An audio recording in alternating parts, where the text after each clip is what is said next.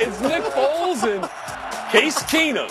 And how about the Vikings come out early, 7-0, scoring that first drive, but boy, it turned here. Patrick Robinson. Defense. This was a huge play. Cut across the field.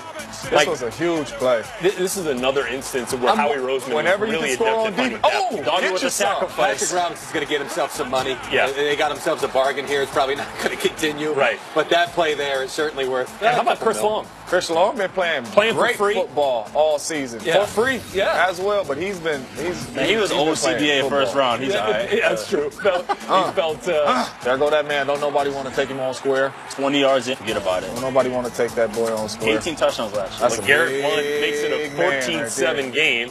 All right, so the Vikings back down in scoring position here, but check out Derek Barnett, the rookie, coming around the edge, forcing the fumble. We spent so much time talking last week about all their defensive linemen. I don't think we mentioned Derek Barnett, and then he goes and makes a play. That's because they got like 10 of them. It's unbelievable. It's unbelievable. Good for them. Unreal. Look at this throw by Nick Foles. Nick Foles said, y'all must have forgot I was 27-2 one year. You know what I mean? Touchdown Let me help y'all remember what I can do mileage on this on my arm. My pitch count is low. Let's go third quarter, 24-7. Eagles continue to pour it on. Check out the flea flicker. Foles stepping up and finding Torrey Smith. Listen, what I do want to say is I applaud their coach, Doug Peterson, because he dialed up some plays and he outcoached Zimmer in this game.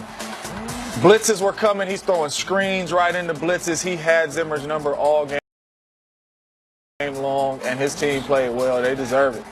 Anytime you can get the owner out dancing on the sidelines, in the locker room. Hey, everybody dancing. You going back to the Super Bowl. Right. It turned from Skull to Foles in Philly. I did that. Nick Foles, 26-33, 352 in 3 touchdowns. The highest passer rating that we've seen from anybody this postseason. The third highest passer rating ever in a championship game. Doug Peterson, a masterful job, as James Joe said, getting his team ready. I love coaching this football team. I love coaching those players in there.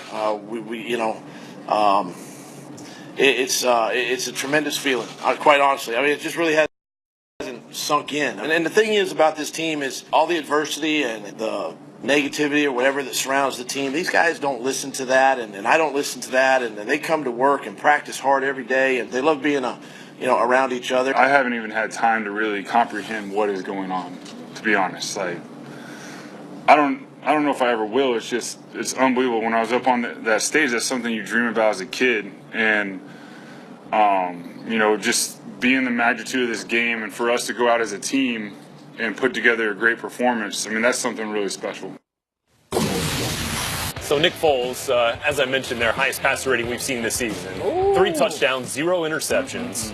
He has been terrific and improving. His completion percentage is 77, just over 77 in the postseason. It was just over 55 in the regular season. So he's playing much better, and he really utilized all of his weapons that he had at his disposal. Well, I mean, Alshon Jeffrey finally getting into the kind of a rhythm with him. He had the 2 touchdowns. Right, and that was the whole point for this season is, with Carson Wentz, let's get our franchise quarterback weapons. Let's get him Alshon Jeffrey. Let's get him Torrey Smith. Let's get Ajayi, who just ran for 200 yards back-to-back games last year. And I'd definitely like to show exactly what Nick Foles did. Let's see. I mean, just right here, it's incredible right now. You have, Alshon Jeffrey on the 40-year-old corner who can still run.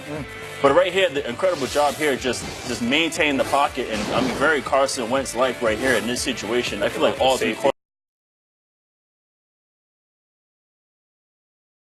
just dropping dimes all over the place. Unreal by Nick Foles. And here, once again, you're in the fringe. They always tell you to watch out for double move special plays here. It's the playoffs. So let's run a quick little flea flicker right here. And this throw is incredible. It's on the outside, away from the safety. Harrison can't get there. Combine catch over the shoulder. Bro, that's hard right there. And that's just a diamond. He just did an incredible job of just taking over and just being the elite quarterback that they need right here. And like you said, James, it's just a great job of Doug Peterson just truly coaching his team. I mentioned before in a different show that when Carson went down, they didn't even blink. And that's a credit to Doug Peterson. Let me tell you something. First off, Nick Foles should have said in his interview, put some respect on my name. Talking about me. With the glasses on, he came out there balling. Second off, watching those plays you just showed, we got to give credit to the offensive line. They got him sitting back there. They running flea flickers. You think the strength of that defense is to get after the passer, so that's why double moves and all that. The secondary for the Vikings are thinking we should be there by now. Right. So give credit to this offensive line, man, for blocking and protecting for Foles and him making them big time throws for them to even be able to do some of these double moves and be able to take chances down the field. We can sit here and just go, hey, credit to this, credit to that, credit to that. I mean, you can hit him all across credit the board. Anybody say Howie Roseman? Credit to him. Yeah.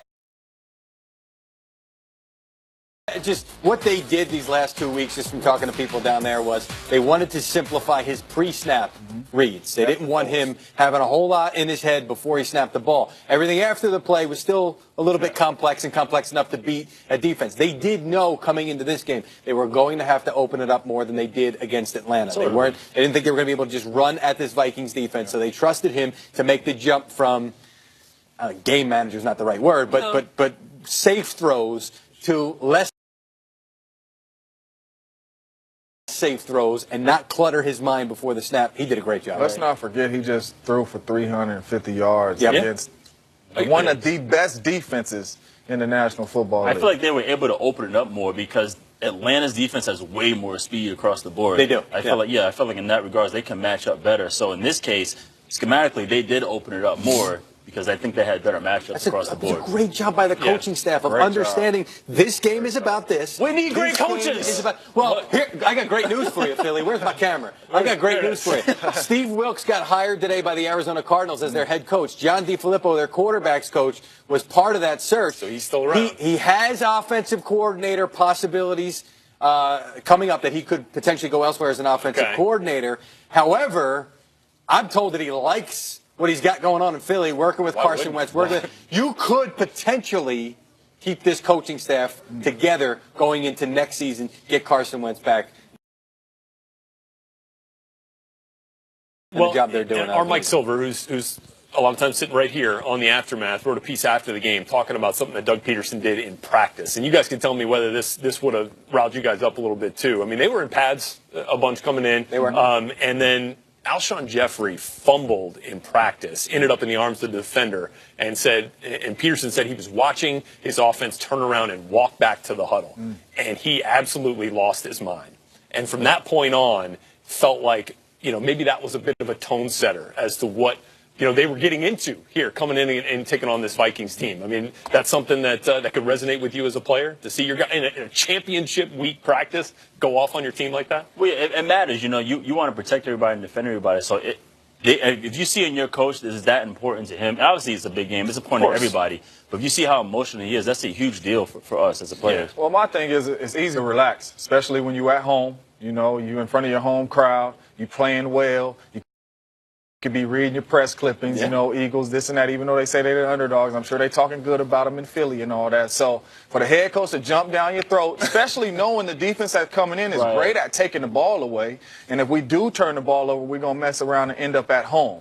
So to wake them up, let them know, hey, this is championship week. Y'all better wake up. And after you fumble, you walking back to the huddle. We need to be challenged. It's problems. So that's good that Doug Peterson has control of his team like that to even get under their skin and get them ready to play. People didn't think he had it in him. I mean, people thought he was this laid back. Yeah. He had a meeting with them in the middle of last season where the players came in. I forget what the issue was. I'm blanking now. But basically, he gave the players a chance to vent, to really lay into them, because he's a former player. Yeah. And he said to me, because I asked him about that afterward, he said, I never want them to see me as up here, above them. He says, I always want them to see me here. Now, it doesn't mean that if they do something, you can't lay into them. Right. But everybody thought that that's what he was. Oh, he's a player's coach. He's too easy on them. I had always heard that he does know when it's time to lay into them. And Mike Silver's story today, if you haven't seen it, go check it out on NFL.com. It shows that he does know when to lay into these guys, and he did a great job. And the great ones do. The good coaches know when it's time to get after your team. And they know when you need them to get after themselves. You know what I mean? So and quickly here, I mean, because, the Vikings started this game 7-0. They come out, and you're thinking, all right, so you're not going to come flat after the Minnesota Miracle. Then the Eagles go on and score 38. I mean, would the Vikings have won with their best game? I think they were stuck in last week still. I mean, I don't know what the statistics are for teams coming off emotional wins, going to the next week and winning. It's tough to recreate that feeling. It's tough to come in there and play well and, put that in the past that quick and go out there the next week and play. And you can tell, man, they came out here a lot of mistakes. They weren't making plays like this all season. But give credit to Philly's defense. Yeah, like I said, they were after. were after the quarterback every single play, making plays, and you got to give credit to them. Your question was, would they have won if they played their best game? I don't know. You look at that and you say, okay, they were 31 points, not as good as the Eagles yesterday, but that was a snowball type thing. Once you got to a certain point, you're like, it's a tipping point, and then you can see where they mailed it in. It would have been a better game, obviously. I don't know. Eagles just looked like they were just the turnovers were the key. You don't turn the ball over. You know, you gave up 7 on the defense with the interception. You know, you're down there in the red zone inside the 10, and you get a strip sack fumble. You know, they recover. So without the turnovers, who knows what the game would have turned into. So, you know, but credit to Philly. Eagles 5-0 this season when turning it over 3 or more times. And they are headed to Super Bowl 52. We are headed right back after this break. There's the AFC Championship trophy. Tom Brady has now touched it 8 times, at least, I guess. And we'll talk about that victory, look ahead to 52, and Nick Foles and the Foles, not Skoll, it's Foles, right? Gatorade bat for Doug Peterson. When we come back. I just got my cashback match. Is this for real? Yep. We match all the cashback new card members earn at the end of their first year automatically. Whoa, I got my money. Sorry to contain yourself, isn't it? Uh-huh. Let it go. Woo. Get a $1 match at the end of your first year, only from Discover. Nice truck, Shaq. Hey, thanks for coming by. I want to talk to you about my friend. He let his car insurance lapse. Not a problem. We'll give him credit for any prior coverage he had in the last 5 years. I like your style. Just making auto insurance easier. Let's take a ride. Got an elevator? Use the stairs. Get your anonymous online quote with low payments now. For a great low rate you can get online, go to the General and save some time. It's 6 a.m. 40 million Americans are waking up to a Gillette shave. And at our factory in Boston, 1,200 workers are starting their day building on over 100 years of heritage, craftsmanship, and innovation. Today, we're bringing you America's #1 shave at lower prices every day, putting money back in the pockets of millions of Americans. As one of those workers, I'm proud to bring you Gillette quality for less, because nobody can beat the men and women of Gillette. Gillette, the best a man can get. It's a funny thing about the future. You don't wake up surrounded by jetpacks and robot dogs. The real future kind of sneaks up on you, until one day you find yourself plugging in your crossover like it's totally normal. Introducing the 2018 Mitsubishi Outlander PHEV. It's gas, it's electric, it's the world's best-selling plug-in hybrid crossover. Lease an Outlander PHEV for as low as $259 a month for 36 months. Certain states qualify. Or get 0% APR for 60 months. Your pizza now comes with a side of pizza, but not just any pizza, a Papa John's pizza. Right now, when you buy any pizza at regular menu price, you get one free. It's buy one pizza, get one free. Better ingredients, better pizza, Papa John's. Order now at papajohns.com. If you have moderate to severe rheumatoid arthritis and you're talking to your rheumatologist about a medication, this is Humira. This is